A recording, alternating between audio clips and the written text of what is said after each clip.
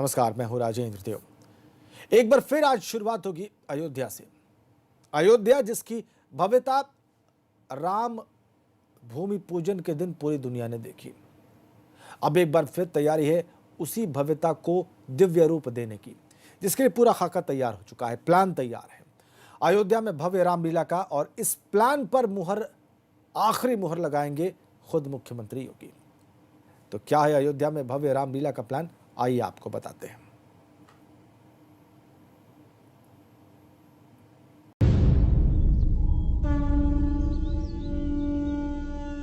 यावर रामचंद्र की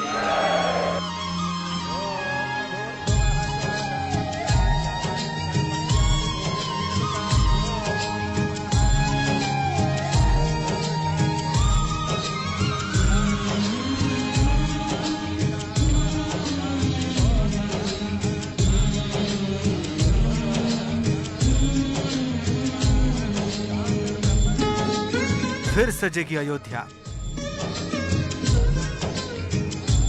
अयोध्या में गूंजेगा राम नाम। यावर रामचंद्र की राम के नाम में होगा मंगल गान। भूमि पूजन के बाद भव्य होगी रामलीला। घर घर तक पहुंचेंगे अयोध्या से राम। अयोध्या में एक बार फिर दिवाली जैसा मंजर होगा। फिर दियों की रोशनी से जगमगाएगी राम की नगरी, और राम के दरबार में रामायण के हर किरदार का एक बार फिर से मंचन होगा। अयोध्या में गूंजेगा राम राम।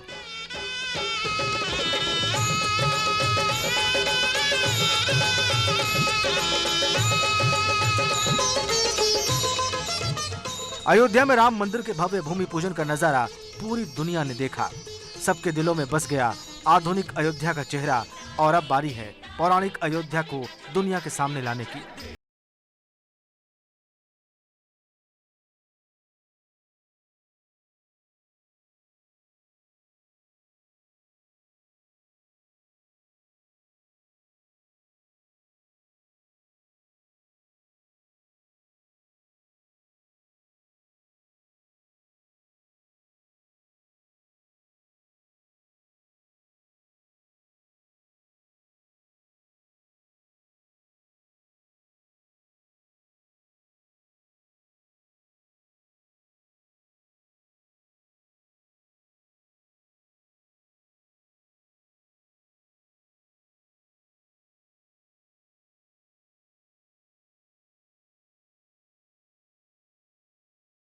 इस आयोजन को लेकर पूरी तैयारी के साथ प्रपोजल बना चुका है।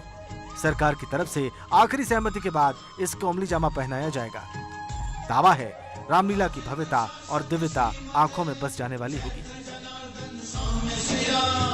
संस्कृति विभाग ने बनाया रामलीला प्रपोजल। सरकार की आखिरी सहमति है बाकी।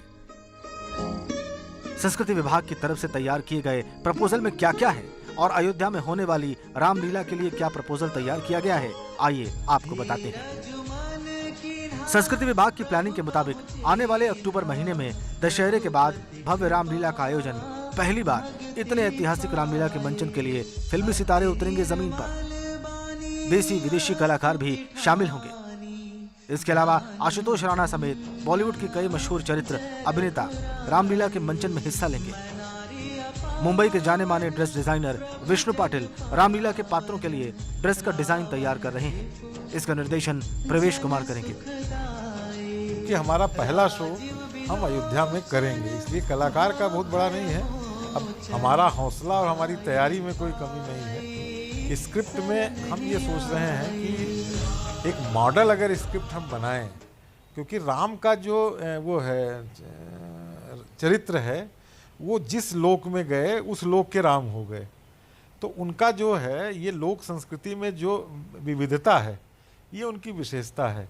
और अगर हम एक मॉडल के रूप में अगर हम बनाएंगे तो वो उसमें एक बाधित होगा। लेकिन अगर हम मॉडल नहीं बनाएंगे तो भारत की रामलीला के रूप में हम कैसे इसको प्रचारित करेंगे। हमने उसको जो रखा है कि ये रामलीला जो स्क्रिप्ट बनाएंगे उसको हम स्कूलों में मॉडल के रूप में रखेंगे, कि स्कूलों में बच्चे भी इसको खेलें।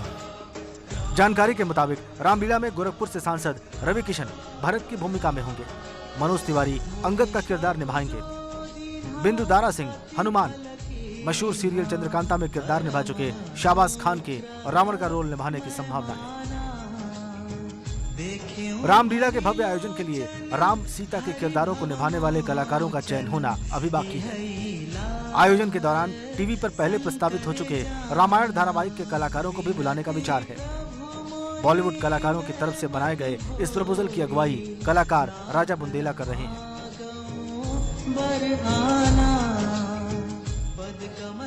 सूत्रों से मिली खबर के मुताबिक अयोध्या में होने वाली इस भव्य रामलीला में राम जन्मभूमि ट्रस्ट भी साथ देगा। मुख्य आयोजन के लिए यूपी सरकार विशेष बजट का प्रावधान करेगी।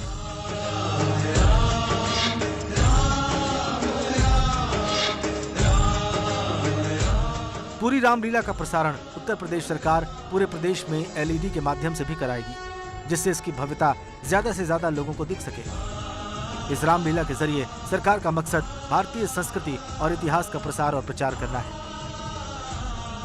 के लिए सभी लोग इसमें तैयार हैं। अभी हम लोग एनसाइक्लोपीडिया रामायण की तैयारी में मध्य प्रदेश के लोगों का जो एक वेबिनार हो रहा था, उसमें राजा बुंदेला साहब सम्मिलित हुए, जो हमारे बुंदेलखंड में उपाध्यक्ष भी हैं सरकार में, और उसके साथ रघुवीर यादव जी भी सम्मिलित हुए, बिंदु दारा सिंह हुए, असलम खां साहब जो जिन्होंने पुरानी रामायण में भाग लिया था।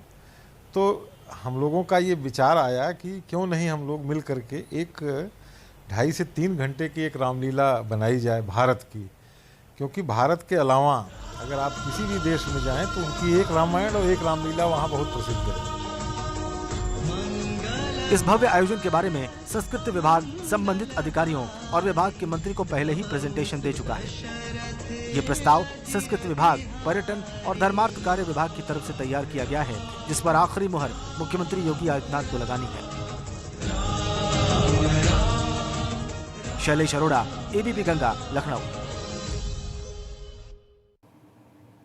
और यूपी में पुलिस के एनकाउंटर की मुहिम सियासी मुद्दा बन रही है। वजह है विपक्ष की ब्राह्मण पॉलिटिक्स, जिसकी आड़ में सरकार को घेरने की कोशिश हो रही है। लेकिन विपक्ष की इस नीति का ही योगी ने एनकाउंटर कर डाला है। कैसे, इस रिपोर्ट में देखिए। ब्राह्मण समाज के लोगों को मच्छरों की तरह माना जा रहा है उत्तर प्रदेश में। मेरा केवल इतना ही दोष है कि मैं ब्राह्मण हूँ। इसके ऊपर सरकार और राजनीतिक नेता जो ज्ञान दे रहे हैं, वो क्या करना चाहेंगे?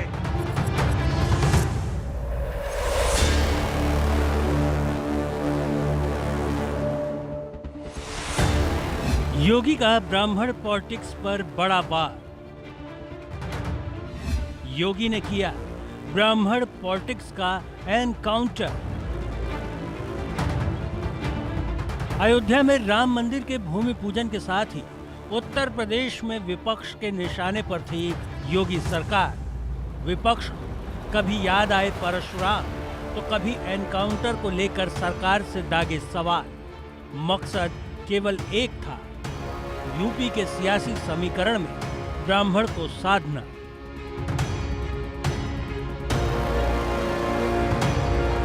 यूपी में ब्राह्मण वोट के समीकरण को साधने के लिए मायावती परेशान है, तो वहीं कांग्रेस को प्रियंका के चेहरे पर पूरा भरोसा है।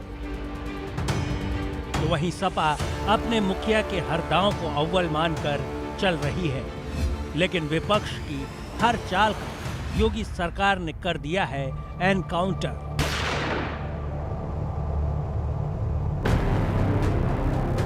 यूपी में जल्द ही विधानसभा का मानसून सत्र होने वाला है। इस सत्र में सरकार को घेरने के लिए विपक्ष ने ब्राह्मण कार्ड को हथियार बनाया, तो सीएम योगी ने विपक्ष के इस हथियार को अपने ही एक वार से धराशायी कर दिया। ब्राह्मणों के एनकाउंटर को लेकर लगातार हमलावर विपक्ष को जवाब देने के लिए सरकार ने 3.5 साल का लेखा जोखा एक लिस्ट के जरिए जारी किया है।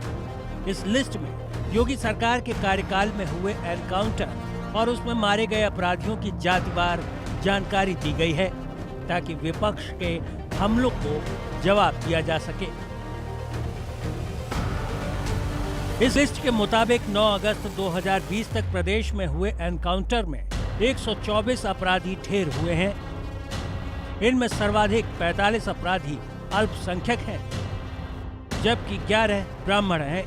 8 यादव के साथ ठाकुर, वैश्य, पिछड़े और SC/ST की संख्या 58 है। अब जरा एनकाउंटर में मारे गए 11 ब्राह्मण अपराधियों की लिस्ट पर भी एक नजर डालिए। बस्ती, प्रदीप पांडे अगस्त 2018 में मारा गया। लखनऊ, 2 अपराधी सुनील शर्मा और राकेश पांडे। कानपुर, विकास दुबे, अमर दुबे, प्रभात मिश्रा, उमाकांत तिवारी समेत 6 लोग मारे गए। पूर्वांचल में 2 अन्य ब्राह्मण अपराधियों का एनकाउंटर। ब्राह्मणों पर हो रहे अत्याचार और एनकाउंटर की आड़ में हत्या के आरोप से पहले ही उत्तर प्रदेश की सरकार घिरी हुई है। इस बीच में बीते 3 सालों में सामने आए एनकाउंटर के आंकड़ों ने इस सियासी मुद्दे को और हवा दे दी है। पिछले 8 महीनों में 8 ब्राह्मण अपराधी ढेर हुए। इनमें से 6 अपराधी कानपुर के बिकरू कांड में शामिल विकास दुबे और उसके गुर्गे थे। ये आंकड़े 31 मार्च 2017 से 9 अगस्त 2020 तक के हैं। आइए अब आपको बताते हैं कि इसमें कहां कितने एनकाउंटर हुए। सबसे ज्यादा एनकाउंटर मेरठ में हुए। मेरठ में 14 अपराधी मारे गए। मुजफ्फरनगर में 11 कुख्यात ढेर हुए। सहारनपुर में 9 एनकाउंटर हुए। आजमगढ़ में 7 और शामली में 5 अपराधी मारे गए हैं। ब्राह्मणों के नाम पर उत्तर प्रदेश में सियासत पहले ही गरमाई थी। पहले विकास दुबे, फिर राकेश पांडे और अब एनकाउंटर में ये जातिगत आंकड़े सियासत में लगी आग में पेट्रोल का काम कर रहे हैं। इस लिस्ट के बाद भी विपक्ष के सवाल जारी हैं। मुझे लगता है कि जो इनकाउंटर की परिधि बनाई है सरकार ने और जिसके अंतर्गत लगातार जिनके ऊपर सामान्य मुकदमे, एक मुकदमे 151 जैसी धाराओं में कोई चालान हुआ है, 323 और बहुत हल्की धाराओं में छोटी मोटी चोरी में भी उनके खिलाफ भी सरकार ने गैंगस्टर और गुंडा की कार्रवाई करके केवल एक खाना पूर्ति करने का काम किया है।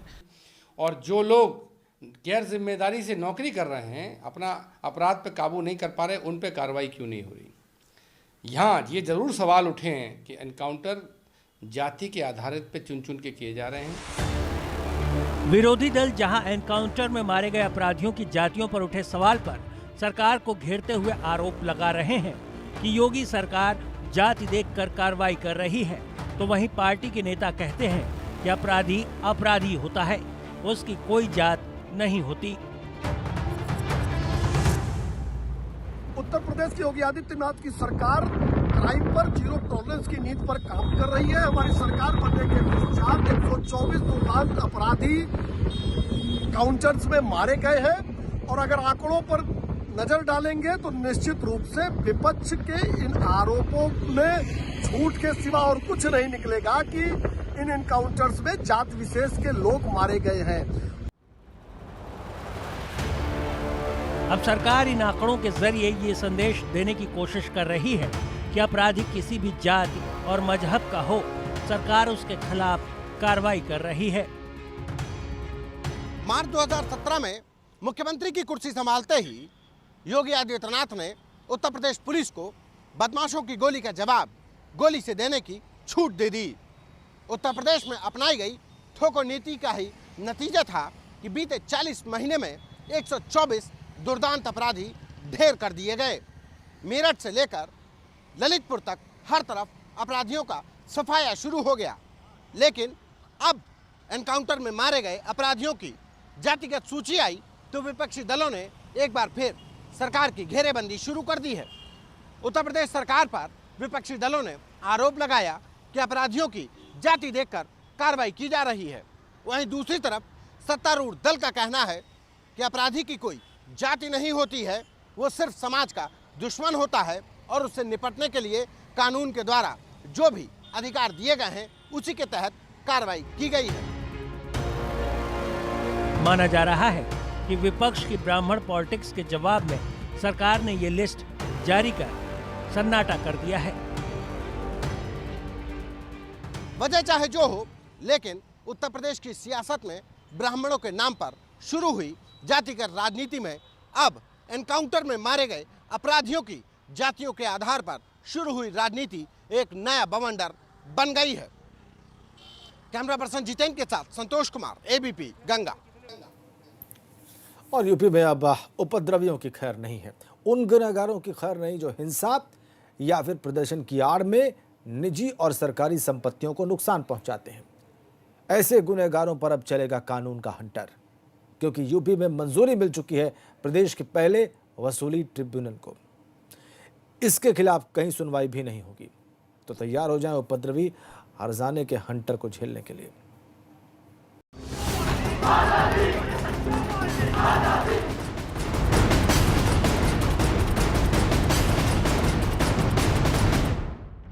नफरत की आग लगाने वालों की अब खैर नहीं। गौर से सुन लें नफरत की आग लगाने वाले, अब तैयार हो जाएं दंगों के नाम पर शहर का शहर फूंकने वाले, सरकारी संपत्ति को नुकसान पहुंचाने वाले तैयार हो जाएं योगी सरकार के हंटर के वार को सहने के लिए। अब दंगाइयों पर चलेगा योगी सरकार का हंटर। नफरत की आग में सरकारी संपत्तियों को आग लगाने और नुकसान करने वालों के उत्तर प्रदेश में अब खैर नहीं। अब हिंसा के गुनाहगारों को सबक सिखाने के लिए देश में सबसे पहला और अहम कदम उठाया है यूपी की योगी सरकार ने। यूपी में हिंसा के गुनाहगारों की निकल जाएगी हवा। देश में उपद्रवियों से निपटने के लिए, निजी और सरकारी संपत्ति को बचाने के लिए यूपी में उपद्रवियों से ही अब नुकसान की भरपाई की जाएगी, क्योंकि सीएम योगी ने देश के पहले संपत्ति क्षति दावा अधिकरण को मंजूरी दे दी है। देश का पहला संपत्ति क्षति दावा अधिकरण मेरठ और लखनऊ में ट्रिब्यूनल को मंजूरी। ट्रिब्यूनल के गठन को पूरे देश में एक बड़े कदम के तौर पर देखा जा रहा है, क्योंकि इसके जरिए अब सीधे कार्रवाई होगी सीएए और एनआरसी में हिंसा फैलाने वाले लोगों पर। मेरठ और लखनऊ में ट्रिब्यूनल को मंजूरी देकर यूपी अब देश का पहला ऐसा प्रदेश बन गया है जो आंदोलन के दौरान हिंसा में सार्वजनिक और निजी संपत्ति के नुकसान की भरपाई उपद्रवियों से करेगा। और जिन लोगों को संपत्तियों का नुकसान पहुंचा है वो सीधे ट्रिब्यूनल में क्लेम कर सकते हैं और ट्रिब्यूनल वसूली कराकर क्लेम सुनिश्चित कराएगी। इन ट्रिब्यूनल को सिविल न्यायालय की सभी शक्तियां प्राप्त होंगी। जो फैसला ट्रिब्यूनल में होगा उसके खिलाफ किसी न्यायालय में अपील नहीं की जा सकेगी। प्रदर्शन की आड़ में अब सरकारी और गैर सरकारी संपत्ति में तोड़फोड़ और नुकसान पहुंचाने वालों के लिए उत्तर प्रदेश में अब मुश्किलों के दिन खड़े हो जाएंगे, या फिर यूं कहे ऐसे प्रदर्शनकारियों की घर जमीन बेचकर सरकार हुए नुकसान की भरपाई करेगी। सरकार ने अब इसका परमानेंट इलाज कर दिया है। उत्तर प्रदेश क्षतिपूर्ति अधिकरण की शुरुआत कर दी गई है। अधिकरण लखनऊ और मेरठ में अपने दफ्तर बनाकर संपत्ति के नुकसान की आकलन करेगा और फिर नुकसान पहुंचाने वालों की संपत्ति को कुर्क करवाकर भरपाई करवाएगा। लखनऊ में 12 मंडल की सुनवाई होगी, तो वहीं मेरठ में 6 मंडलों के अधीन होने वाली संपत्ति के नुकसान की सुनवाई की जाएगी। उपद्रवियों और दंगाइयों के खिलाफ यूपी का योगी मॉडल देश भर में हिट हो चुका है। सरकारी संपत्तियों की बड़े पैमाने पर पहले ही वसूली हो चुकी है और अब निजी संपत्तियों के नुकसान का भी मुआवजा दंगाइयों से लोग ले सकेंगे। सीएए के हिंसक विरोध के बाद उपद्रवियों के खिलाफ पोस्टर लगाकर योगी सरकार ने वसूली शुरू की थी। खौफ इतना था कि कई लोग सरकार के फैसले के खिलाफत भी करने लगे थे। आइए आपको बताते हैं कि इस ट्रिब्यूनल में कौन कौन होगा और ये कैसे काम करेगा। उपद्रवियों पर योगी सरकार का हंटर। ट्रिब्यूनल में होंगे एक चेयरमैन और एक सदस्य। तेजी से वसूली का काम शुरू करेगा ट्रिब्यूनल। सेवानिवृत्त जिला न्यायाधीश होंगे अध्यक्ष। संबंधित मंडल के अपर आयुक्त इसके सदस्य। लखनऊ में होगी 12 मंडलों की वसूली। मेरठ में होगी 6 मंडलों की वसूली। 3 महीने के भीतर आवेदन करना होगा क्लेम। चार्जशीट के आधार पर वसूली की कार्रवाई। आपको बता दें कि मार्च में ही सरकार लोक तथा निजी संपत्ति क्षति वसूली नियमावली 2020 अध्यादेश लेकर आई थी। जिसके बाद इसे राज्यपाल आनंदीबेन पटेल की मंजूरी मिली थी। उत्तर प्रदेश सरकार ने हिंसक प्रदर्शन से निपटने के लिए एक कारगर तरीका अपनाया है। योगी सरकार का ये मॉडल उत्तर प्रदेश के बाहर भी खूब भाया है और तमाम राज्यों को योगी का यह मॉडल पसंद आ रहा है। लेकिन अब उत्तर प्रदेश में कानूनी शिकंजा उन प्रदर्शनकारियों पर कस जाएगा जो हिंसा की आड़ में आगजनी करते हैं, तोड़फोड़ करते हैं। कैमरा पर्सन जितेंद्र के साथ संतोष कुमार, एबीपी गंगा। इस रिपोर्ट के साथ ही वक्त एक बहुत छोटे से ब्रेक का फौरन वापस लौटते हैं।